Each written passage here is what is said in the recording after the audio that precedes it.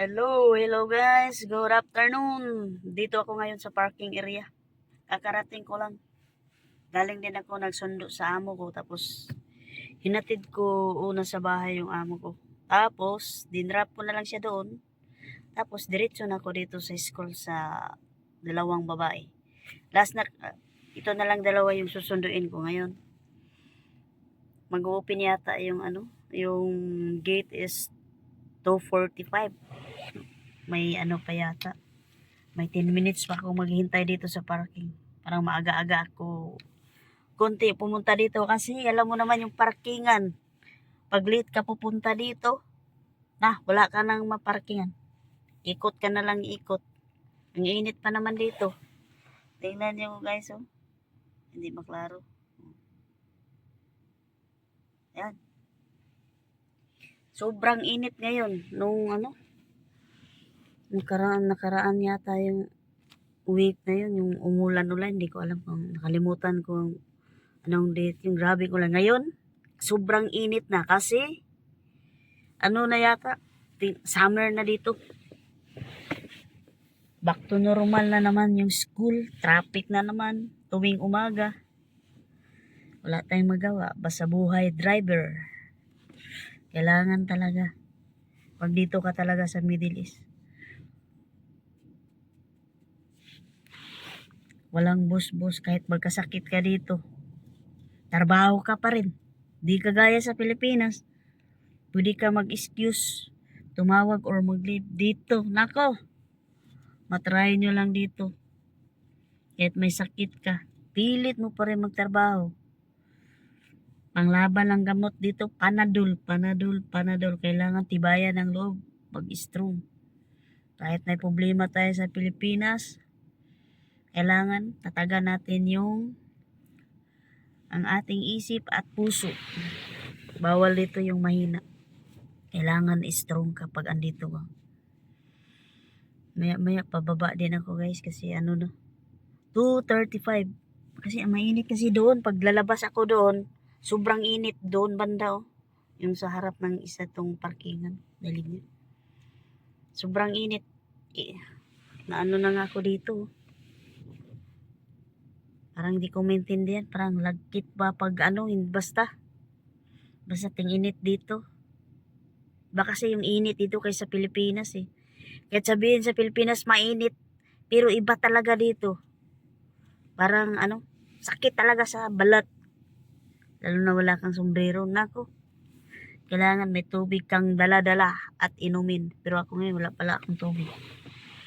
Nakalimutan ko magdala guys ng tubig. Sa bagay, nung umalis ako galing sa bahay, nag-inom ako ng tubig bago ako umalis.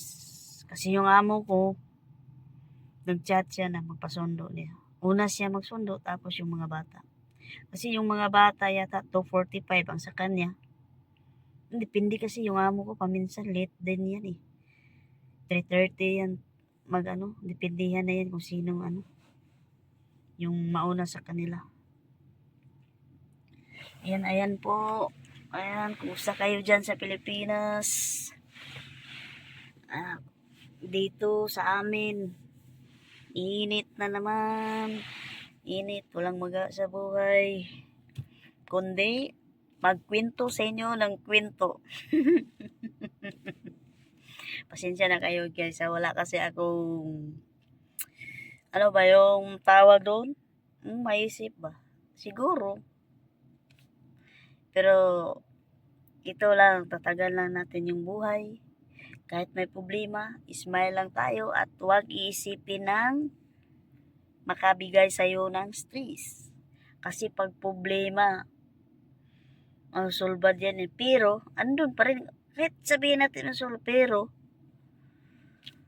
pa rin sa isip Pero depende yan kasi, yung iba kasi na pag may problema ka, parang mahina sila ba.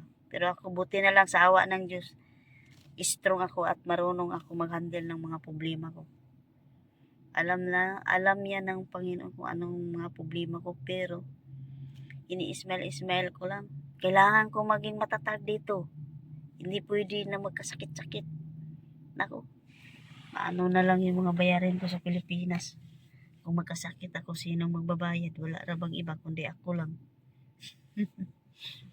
Okay guys, yun lang po guys. Bababa muna ako at babalik lang tayo mamaya. Okay? Kasi bawal kasi doon mag gano ng cellphone kasi alam niyo naman dito sa Middle East. Pero meron namang okay, pero depende yan kasi sa sa place na dito kasi hindi ako pa na maglabas ng kuan. Okay guys, balik lang ako mamaya, okay? Bye-bye. Hello, I come back. Nakauwi na ako guys, nakauwi ako. So, ngayon lang ako nakauwi, papunta na ako doon sa bahay. Sa bahay, sa loob ng kwarto namin. Ngayon pa lang ako mag-lunch time. Kakauwi ko lang galing sa sundo sa dalawang bata. At wala na akong susunduin ngayon. At papunta na ako doon sa loob kasi kakain pa ako ng lunch time. Magluluto pa lang ako guys. Kasi wala akong lutong kanin. At dito na lang tatapusin ko yung kwento ko po. At maraming salamat po.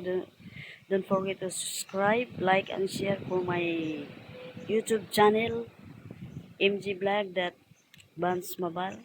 Bye-bye. Ingat po kayo dyan. Good luck.